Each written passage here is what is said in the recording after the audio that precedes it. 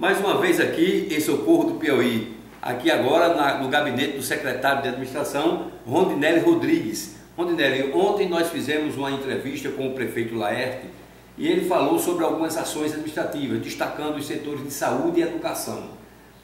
No campo do setor administrativo, você como titular da pasta da administração, de que forma você sintetiza, você resume os trabalhos aqui do setor administrativo aqui para o portal Comunicação?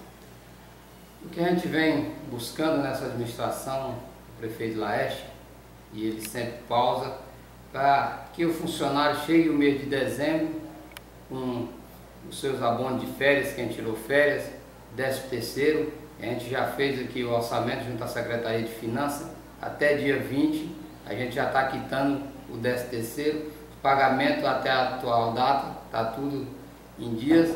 Então é a administração que vem buscando melhorar as condições de pagamento, as condições de trabalho dos nossos funcionários do nosso município. Rondinelli, a pasta da administração é uma pasta muito abrangente, né? Ela lida praticamente com todos os setores da administração pública. Portanto, no que diz respeito aos precatórios, algumas prefeituras têm muita dificuldade porque tem uma quantidade de precatórios muito grande, muitos processos de trabalhista, né, na justiça. Ocorre essa problemática aqui em Socorro do Piauí, secretário? Também existe essa problemática na nossa cidade, questões de precatórias em relação à Eletrobras, em relação à GESPISA, em relação também a pessoas em outra gestão que por um motivo ou outro desvinculou, mas há essas ações judiciais trabalhistas e tem umas que a gente vem pagando com dificuldade, mas estamos nesse processo de pagamento, mas estamos em dias em questão de funcionamento da prefeitura com nossos fornecedores.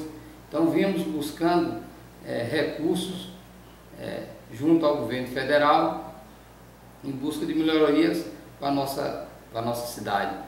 Muito bem, secretário Rondinelli. Então, apesar das dificuldades, sua mensagem tranquilizando a população, aos servidores de um modo geral, para que esse pagamento rigorosamente em dia seja uma constante, e sua mensagem de Natal e de Ano Novo aí que se aproxima.